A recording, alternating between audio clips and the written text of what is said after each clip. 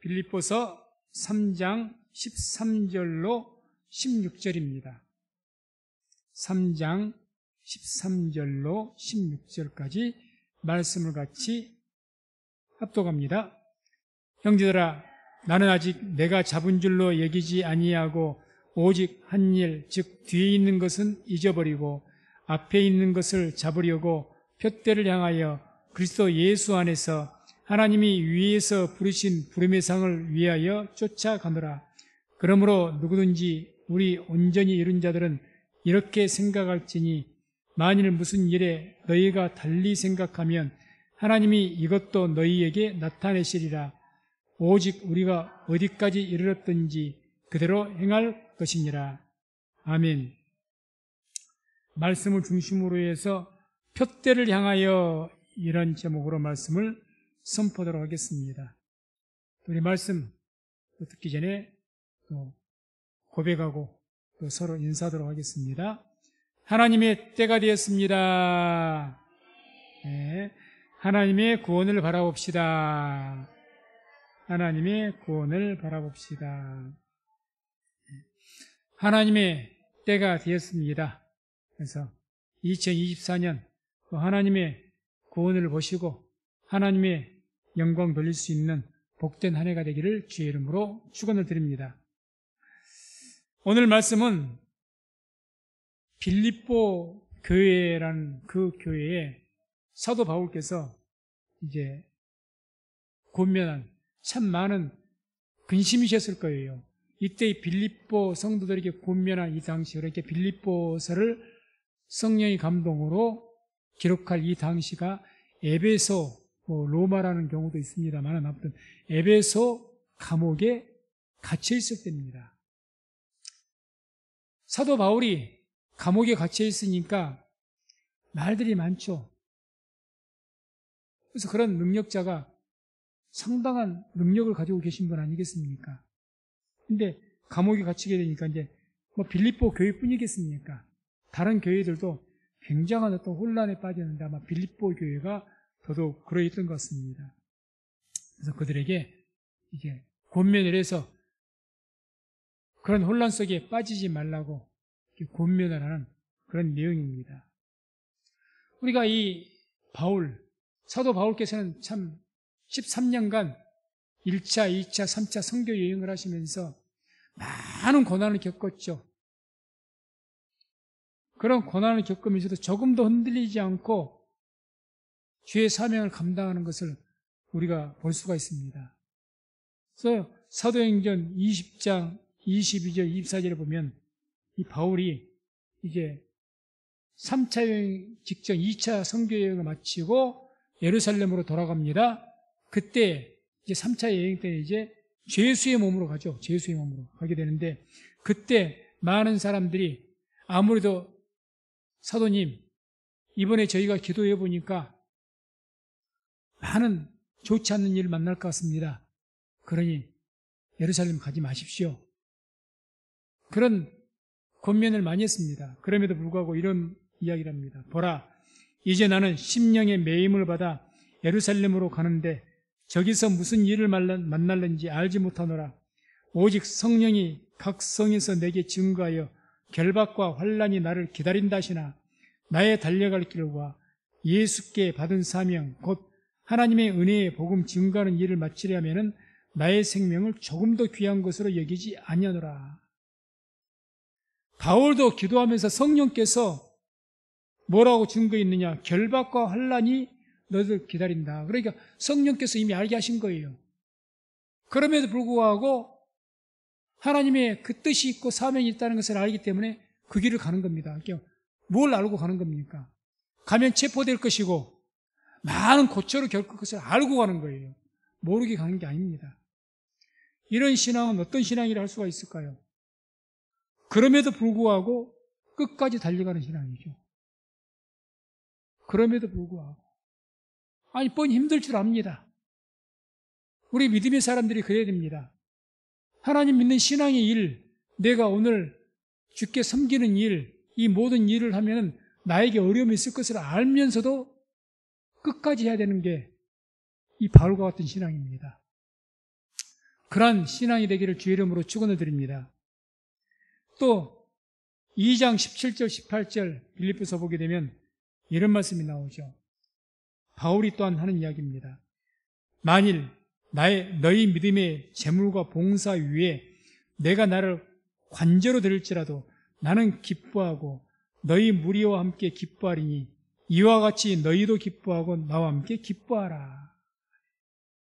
내가 나를 관저로 드릴지라도, 이 말은 그 관저라는 것은 그 하나님 앞에 드린 제사 그 제물 위에다 포도주를 이렇게 붓는 것을 말하는 겁니다. 전제라기도 하는데 무슨 말이냐? 나의 피를 쏟겠다는 겁니다. 제단 위에. 나의 생명을 드리겠다는 거예요. 관절도 이렇게 내 생명을 드릴지라도 그 말입니다. 내가 순교할지라도 나는 기뻐하고 너희 무리와 함께 기뻐할 것이다. 그 이야기입니다. 빌립보서는 감옥에서 쓰신 그 서신인데 여기에 기뻐한다는 말이 얼마나 많이 나온 줄 모릅니다. 이 빌립보 4장까지밖에 없어요. 짧습니다. 근데 기뻐한다는 말이 약 12번이나 나옵니다. 1장 18절, 2장 17, 18절, 2장 28절, 29절, 3장 1절, 4장 4절, 10절. 가장 힘들 때 기뻐한다는 말을 가장 많이 한 거죠. 이런 신앙은 그럼에도 불구하고 기뻐하는 신앙이라는 거죠. 그럼에도 불구하고. 그래서 이런 신앙을 히브리서 11장 38절 보면 어떻게 평가를 하느냐 이렇게 말씀하죠. 이런 사람은 세상이 감당치 못하도다. 저희가 광야와 산중과 아멸과 토굴에 유리하여 있느니라. 왜 광야, 산중, 아멸, 토굴에 유리했다는 것은 방황했다는 거죠. 쫓겨다니면서 숨어 지냈다는 겁니다. 편하게 살지 못하고. 그런 것을 감수하는 사람들, 주를 믿는 믿으면 고통이 있을 줄 아는데 그럼에도 불구하고 그걸 아랑곳하지 않는 거예요. 예수 믿는 신앙생활이 어려운데 그 믿음 지키는 일에 어려움이 있어도 그걸 아랑곳하지 않는 거예요. 그런 사람은 어떤 신앙이냐? 이런 사람은 세상이 감당치 못한다는 겁니다. 그러죠? 그런 사람은 세상이 감당치 못해요. 세상이, 악한 마귀가 세상의 모든 걸 통해서 우리 유혹하고 많은 것으로 미혹하려고 하는데 그 미혹을 도무지 안 받잖아요. 유혹을 안 받을 수밖에 없죠. 왜? 고난을 각오를 해버리니까. 내가 주를 위해서는 환난을 기꺼이 받겠다. 주를 위해서 내가 손해를 보겠다. 주를 위해서 내가 희생을 하겠다. 심지어는 주를 위해서 내 생명을 바치겠다는데 어떻게 세상이 감당을 합니까? 마귀가 감당을 합니까? 이런 사람은 감당하지 못합니다.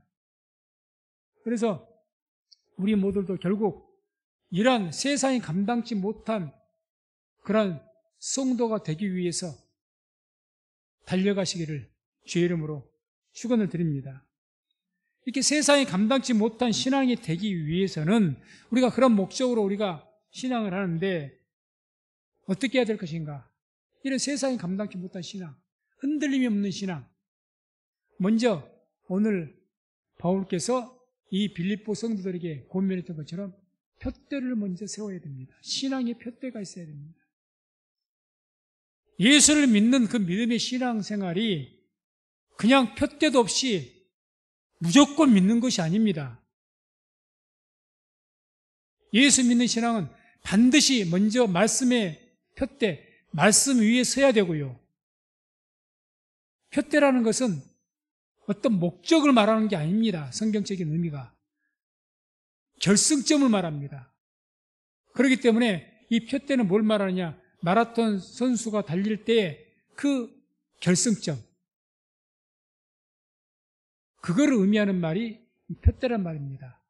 포커스란 말입니다. 그래서 그러한 신앙의 푯대를 세우라는 거죠. 그래서 오늘 본문의 13절, 14절 형제들아 나는 아직 내가 잡은 줄로 여기지 아니하고 오직 한 일, 즉 뒤에 있는 것을 잊어버리고 앞에 있는 것을 잡으려고 푯대를 향하여 그리스도 예수 안에서 하나님이 위에서 부르신 부름의 상을 위하여 쫓아가노라. 이 푯대는 다시 한번 말씀드리지만 목표를 말한 게 아닙니다. 우리는 목적과 목표가 있죠. 예를 들어서 우리 성민교회는 몇 명의 성도를 목표를 가지고 기도합시다. 그 몇 명의 성도로 정해놓은 것은 어떤 목표점을 말하고 목적을 말하죠. 근데 여기서 말한 표대는 그 목표를 말한 게 아니에요. 결승점을 말합니다. 그러니까 표대를 향하여 가라는 것은 방향성을 말합니다. 방향성. 어떤 방향을 향해서 갈 것이냐? 어떤 방향으로. 그래서 이와 같은 세상에 감당치 못한 그런 신앙 갖기 위해서는 먼저 신앙의 표대를 세워야 되는데 그 표대를 세우기 위해서는 우리가 무엇을 위해서 내가 살아야 할 것인지, 내가 무엇을 위해서 내가 신앙생활을 하는 것인지 그것부터 정해야 됩니다. 왜 예수를 믿으십니까? 여기에 대한 나의 답이 있어야 돼요. 왜 예수를 믿으세요? 거기에 대한 답이 있어야지. 어떤 이 표대라는 것이 얼마나 이를 성과를 이야기하는 것이 아니니까. 그냥 어떤 방향성을 말하는 거죠. 바울의 표대는 뭐였습니까? 본문에 나오죠. 14절에. 이렇게 말한 표대를 향하여 그리스도 예수 안에서 하나님이 위에서 부르신 부름의 상을 위하여 쫓아가노라. 바울의 표대는 뭐였습니까? 하늘에서 하나님께서 부르신 부름의 상, 하늘의 상이 표대였습니다. 그리고 바울의 표대는 어디가 있는 겁니까? 이 땅에 없고 하늘에가 있는 거죠. 표대. 바울이 흔들리지 않았던 것, 왜 세상에서 그렇게 많은 고초를 겪고 바울이 가난한 사람이었습니까? 그렇지 않습니다. 굉장히 부유한 집안의 자녀로 보입니다. 그래서 길리기아 다소에서 이미 로마 시민권까지 가지고 있을 정도로 어지간한 로마 시민권 이방인들이 로마인이 아닌 본토 로마인이 아닌 사람이 로마 시민권을 가지려면 많은 돈을 들여야 산답니다. 로마 시민권. 근데 그 로마 시민권이 있었고 또 유학을 와서 예루살렘에서 가말리엘 문화생에서 수학했던 유학했던 유학파입니다. 그런 사람이기 때문에 조금 더 이 땅에서 살아가는 데는 부족함이 없었던 사람입니다. 근데 무엇 때문에 예수를 위해서 13년간이나 그 고초를 겪습니까? 내가 왜 이런 힘든 생활을 하느냐? 주위에서 교회 안 다닌 사람이 여러분들에게, 성도님들에게, 집사님, 또는 누구누구 얘기하면서, 너는 왜 그렇게 교회 다니는 게 쉽지 않을 건데, 요즘에, 교회를 그렇게 다니느냐고. 그럼 할 말이 있어야 됩니다. 분명하게 말을 할 수가 있어야죠. 그래서 우리가 세상이 감당치 못한 성도, 그런 성도가 되려면 먼저는 우리 신앙의 표대가 분명하게 세워져야 됩니다. 그 답은 이미 있죠. 그 표대가 어디에 있어야 됩니까? 우리도 바울과 같이 하늘에가 있어야죠. 하늘에. 땅에가 표대가 있으면요, 세상이 감당치 못한 그런 신앙이 아니라 수시로 흔들리는 신앙일 겁니다.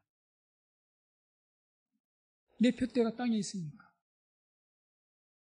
땅의 것을 얻기 위해서 믿는 거니까.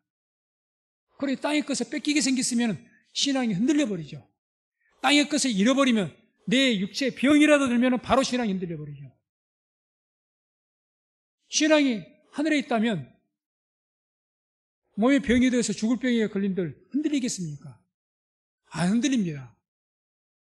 영원한 영생을 바라보고 살아가는 건데 뭘 흔들려요? 그 땅에가, 표대가 땅에 있으니까 순간순간 흔들립니다.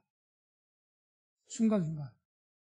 이런 신앙은 세상이 감당치 못한 신앙이라 세상이 만만하게 보는 신앙입니다. 사단이 만만하죠. 그런 사람들이 가장 만만합니다. 그러니 더 흔들어대는 거예요. 바울과 같이 신앙이 표대가 하늘에 있으면 그거는 마귀가 감당을 못하는 거예요. 감당이 안 되죠. 그래서 우리는 바울과 같이 거룩한 표대를 세워야 됩니다. 거룩한 푯대. 구체적으로 거룩한 푯대를 세우기 위해서 어떻게 될 것인가? 먼저 우리가 누구인지를 알아야 됩니다. 이사야 43장 7절 21절을 보면 이런 말씀이 나옵니다. 함께 말씀을 합독합니다. 무릇 내 이름으로 일컫는 자 곧 내가 내 영광을 위하여 창조한 자를 오게 하라. 그들을 내가 지었고 만들었느니라. 이 백성은 내가 나를 위하여 지었나니 나의 찬송을 부르게 하려 함이니라. 아멘. 주님께서 지금 뭐라고 하신 겁니까? 우리를 왜 창조했다고 합니까? 하나님의 영광을 위해서 창조했다고 분명히 말씀합니다. 하나님의 영광을 위해서. 이뿐만 아닙니다. 에베소 1장 4절에서 6절에도 이런 말씀이 나옵니다. 곧 창세전에 그리스도 안에서 우리를 택하사 우리로 사랑 안에서 그 앞에 거룩하고 흠이 없게 하시려고 그 기쁘신 뜻대로 우리를 예정하사 예수 그리스도로 말미암아 자기의 아들들이 되게 하셨으니 이는 그의 사랑하시는 자 안에서 우리에게 거저 주시는 바 그의 은혜의 영광을 찬미하게 하려는 것이라. 그의 은혜의 영광을 찬미하게 하기 위해서 어떻게 했다는 겁니까? 창세전부터 영원전부터 우리를 어떻게 했다는 거죠? 택하셨다. 하나님께서는 왜 우리를 창조하셨고 왜 우리를 택하셨습니까? 하나님의 영광을 위해서입니다. 목적이. 하나님의 영광을 위해서. 그러니까 고린도전서 10장 31절에도 이런 말씀을 하죠. 그런즉 너희가 먹든지 마시든지 무엇을 하든지 다 하나님의 영광을 위하여 하라. 아멘. 하나님께서 우리를 창조하신 목적이요, 택하신 목적이 하나님의 영광을 위해서 그렇게 하셨다고 합니다. 그럼 우리가 뭘 위해 살아야 됩니까? 하나님의 영광을 위해 살아야 되죠. 오늘 거룩한 푯대를 세우자고 했습니다. 세상이 감당치 못한 신앙이 되기 위해서 먼저 거룩한 신앙의 푯대를 세워야 한다고 했습니다. 구체적으로 어떤 푯대를 세워야 됩니까?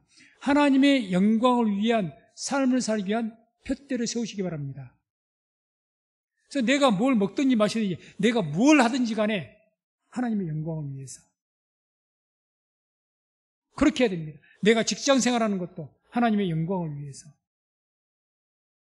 방향성을 그렇게 가져야 된다는 거죠.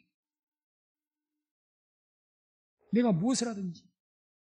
그래서 우리가 구체적으로 이걸 좀 더 깊숙하게 하나님의 영광을 위해서 내가 어떤 일을 한다는 것, 내가 직장 생활하고 나의 삶을 살고 성경의 표현처럼 먹든지 마시든지 뭘 하든지 그 하나님의 영광을 위해서 어떻게 하는 것인지 깊이 한번 생각해 보시기 바랍니다. 깊이 생각해 보세요. 그러면 우리가 그런 걸 깊이 생각하면 내가 직장에 일을 해도 가정에서 가사의 일을 해도 내가 심지어는 내가 먹고 마시고 그런 삶을 살아도 내가 하나님의 영광을 위해서 예를 들어 내가 건강을 내가 지키는 것도 하나님의 영광을 위해서 그렇던 신앙의 푯대가 세워져야 된다는 거죠. 그런 마음가짐으로 우리가 일을 해야 된다는 겁니다. 그러면 직장 생활도 하나님의 영광을 위해서 한다고 생각하면 사뭇 직장 생활에 그 일하는 태도가 달라질 겁니다. 그걸 하다 보면 저절로 빛과 소금이 되게 되어 있습니다. 하나님의 영광을 위해 하려고 하다 보니까 직장 생활도 다른 사람들 같이 똑같이 말하지 않고 똑같이 행동하지 않습니다. 다릅니다. 억지로 내가 빛이 되겠다 하지 않아도 푯대를 딱 세워놓으면요 빛과 소금 그런 삶을 살게 됩니다. 그럼 하나님의 영광을 위해서 직장에서 내가 희생을 하는 것이고 직장을 위해 어떤 일을 통해서도 내가 가장 성실하게 하는 것이고 정직히 행하는 것이고 그러지 않겠습니까? 모든 일이 그러는 거죠. 모든 일이. 다 표대가 그렇게 맞춰져 있으니까.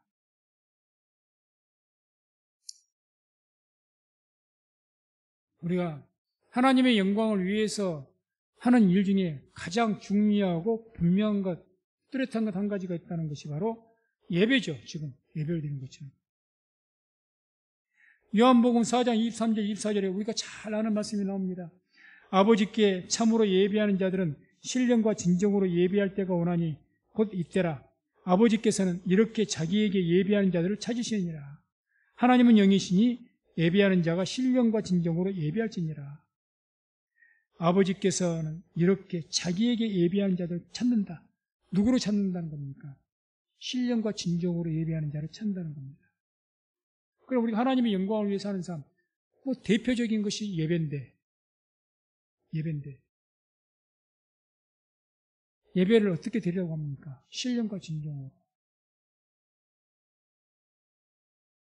오늘 이 말씀을 통해서 제가 우리 성도들에게 간곡하게 권면을 좀 드리고자 합니다. 특히 우리 청년들 좀 잘 들어주시기 바랍니다. 한 1개월 전인 것 같습니다. 신문에, 국민일보 신문에 그런 내용이 나왔어요. 미국에서 교회에서 어떤 그 논쟁이 벌어졌느냐. 예배를 드릴 때 커피나 음료수를 가지고 들고 와서 마시는 것이 옳으냐, 틀리냐. 많은 미국에 있는 성도들은 올바르지 않다고 이야기한답니다. 예배 드리는 장소에서 어디 음료수를 마시느냐. 그렇게 자유로운 나라라고. 자세라는 거죠. 예배 드리는 장소가 친교의 장소가 아니고 그렇게 예배에 집중하기 위해서 뭔 음료수를 들고 와서 마시느냐고 옳지 않다는 거죠. 예, 저도 동감합니다. 제가 청년들 잘 들어주시라고 했죠. 항상 계속해서 보면 제가 마음에 걸리는 것이 예배 드릴 때마다 마음에 걸리는 부분이 있습니다. 준비 찬양이 끝나면 꼭 청년들이 이제 예배 딱 시작해서 집중해야 될 텐데 밖으로 나갑니다. 물론 볼 일이 있으니까 나가겠죠. 미리 좀 보시면 안 됩니까? 예배 드리는 그 시간만큼이라도 집중해서 드리면 안 되겠습니까? 1시간 남짓하는 거. 학교 다닐 때, 대학 다닐 때 교수님 앞에서 강의하는데 왔다 갔다 하십니까? 거기서 차 한잔 마시면서 듣습니까? 아마 그러지 못할 겁니다. 간곡하게 당부합니다.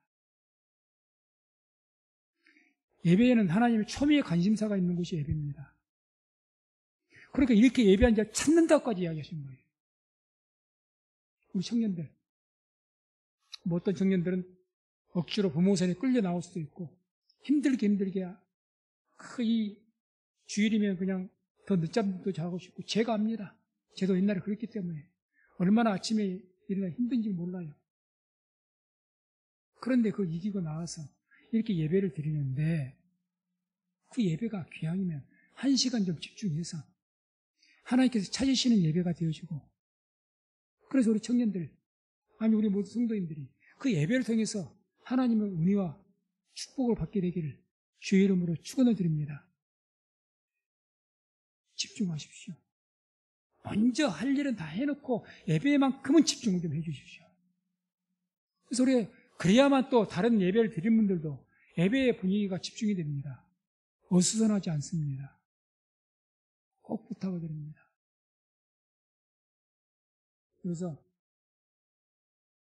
거룩한 표대라고 해서 대단하게 차원 높은 것을 이야기하지 않습니다. 예배는 예배, 우리 직장의 삶이면 삶, 우리 하나님께 영광을 돌린다는 하나님의 영광을 위해서 산다는 마음가짐으로 내가 조금 기도하면서 하나님, 내가 오늘 이런 일을 해야 되는데 내가 어떻게 해야 하나님의 영광을 위해서 이런 일을 할 수가 있을까요? 기도하면 하나님께서 분명히 답을 주실 겁니다. 어떤 감동을 주실 겁니다. 그 하나님의 영광을 위해서 하시기 바랍니다. 그리고 두 번째로 생각해 볼 것은 세상이 감당치 못한 신앙, 흔들림 없는 신앙이 되기 위해서는 푯대를 향하여서 쫓아가라는 겁니다. 쫓아가라. 14절. 푯대를, 첫 번째 푯대를 세우고, 그 다음 푯대를 향해 쫓아가고, 따라가라는 거죠. 푯대를 향하여 그리스도 예수 안에서 하나님이 위에서 부르신 부름의 상을 위하여 쫓아가노라. 다시 한번 말씀드리지만, 푯대는 성경적인 본뜻은 목표를 말한 게 아닙니다. 어떤 성과를 말한 게 아닙니다. 결승점이라고 했습니다. 결승점. 우리가 지향점이죠. 지향점.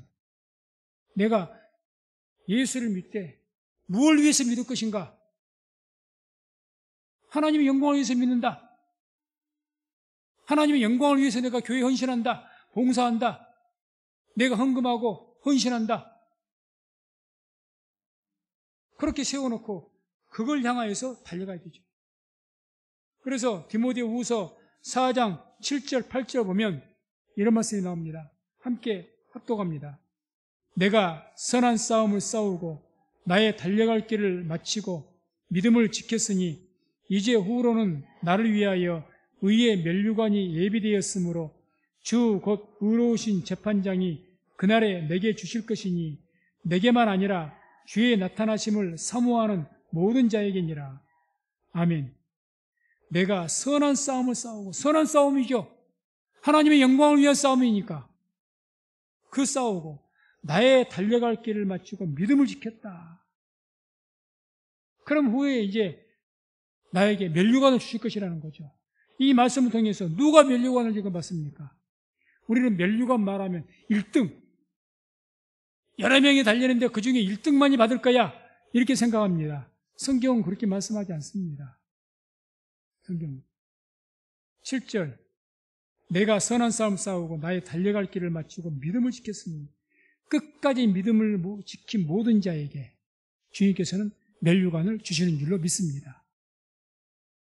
결승점을 향하여서 끝까지 가면, 마라톤에서 그러지 않습니까? 올림픽이나 그런 대회 같은 데 1등만, 1, 2, 3등만 상을 주지만 일반적으로 우리 국민 시민들이 하는 것은 다 메달을 걸어주더라고요. 완주하면. 하나님은 그러십니다. 완주하는 자를 말합니다. 완주하는 자. 1등을 말하는 게 아닙니다. 완주하는 자를 말해요. 그래서 우리에게 필요한 것이 바로 충성을 필요한 겁니다. 충성이. 주님께서는 우리에게 충성을 요구하십니다. 충성이라는 것은 어떤 네가 헌신해서 많은 성과를 해라, 많은 헌금을 그런 어떤 성과를 말한 게 아닙니다. 많은 사람을 전도해라, 다 좋은 일입니다. 충성이라는 이야기는 너의 자리를 지켜라, 그 뜻이거든요. 본뜻이. 내 자리를 지키는 겁니다. 목사는 목사의 본분을 지키는 겁니다. 그걸 끝까지 가는데, 죽을 때까지 나의 직분을 안 버리는 거예요. 그게 충성이죠. 맡긴 자에게 구할 것은 충성이니라. 충성된 자가 받는 것이 면류관입니다. 면류관. 1등을 말하는 게 아닙니다. 1, 2, 3등을 말하는 게 아니에요. 누구든지 끝까지 믿음을, 내가 주님 나라 가는 그날까지, 내 생명 다하는 그날까지 내가 집사로서, 내가 권사로서, 장로로서, 또는 평신도로서, 목사로서 끝까지 내게 주신 직분을 가지고 내가 죽는 날까지, 내가 잘할 수도 있고 못할 수도 있어요. 그러다 끝까지 달려가면, 바울이 내가 선한 싸움을 싸우고 나의 달려갈 길을 마치고 믿음을 지켰다. 달려갈 길을 마쳤다. 내 인생이 이제 끝났다. 그 말 아닙니까? 내가 믿음을 지켰다. 내가 교회 몇 개 세웠다. 이런 말 하지 않습니다. 내가 교회를 몇 개 세웠고, 내가 몇 명을 내가 기도해서 낫게 했고, 내가 몇 명을 전도했고, 그 말 하지 않습니다. 성경 어디에도 그런 말은 없어요. 내가 믿음을 지켰다고 합니다. 선한 싸움을 싸웠다고 합니다. 그런 자에게 당당하게 말하는 거죠. 그런 얘기에 주님께서 나에게 면류관을 주십니다. 이 면류관은 나뿐만 아니라 나와 같이, 이와 같이 끝까지 믿은 자에게 다 모든 자에게 주실 것이다. 지금 그 이야기 하는 것 아닙니까? 우리 성도님들은 다 끝까지 믿음을 지켜서 승리의 면류관 받으시기를 주의 이름으로 축원을 드립니다. 그래서 우리는 거룩한 푯대를 세워서 그 푯대를 향하여서 달려감으로 세상에는 유혹이 많습니다. 정말 힘들고 어려운 일들 많습니다. 신앙을 지키려고 하다 보면 힘든 일이 많습니다. 그냥 대충 하려고 생각하면 어려울 것 없죠. 힘들면 안 하면 되는 것이고, 하기 싫으면 안 하면 되는 것이고, 내 마음에 안 맞으면 안 하면 되는 거예요. 그런데 온전한 믿음을 가진 사람들은 그렇지 않잖아요. 하기 싫어도 해야 되고, 내 마음이 틀리고, 내 마음이 안 좋아도 하는 것이고, 손해를 봐도 하는 것이고, 그게 믿음 아니겠습니까?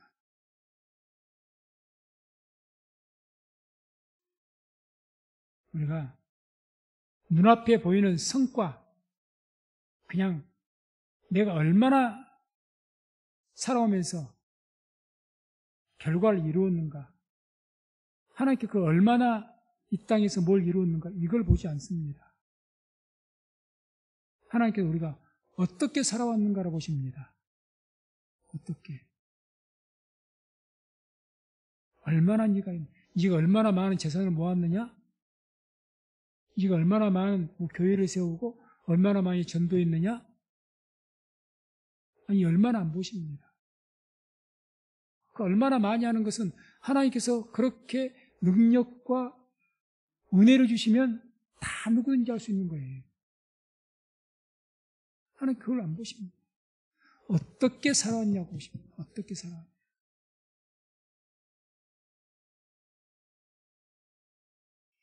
이와 같이 하나님의 영광을 위해 삶을 사는 자에게 하나님의 영광이 나타날 줄로 믿습니다. 그래서 말씀 맺습니다. 우리의 푯대는 하나님의 영광을 위한 삶입니다. 이걸 잊지 마시기 바랍니다. 하나님께서 우리를 지으시고 택하셨는데, 지으시고 택하신 하나님의 목적이 뭐냐? 하나님의 영광을 위해 살기 위해서 지으셨다고 분명히 말씀합니다. 그러면 하나님의 영광을 위해 살기를, 그런 푯대를 가지고 살아가시기 바랍니다. 그래서 하나님의 영광을 위한 그런 거룩한 푯대를 세우시고 끝까지 달려가는 저와 우리 모든 성도님 되시기를 주의 이름으로 축원을 드립니다. 기도하겠습니다.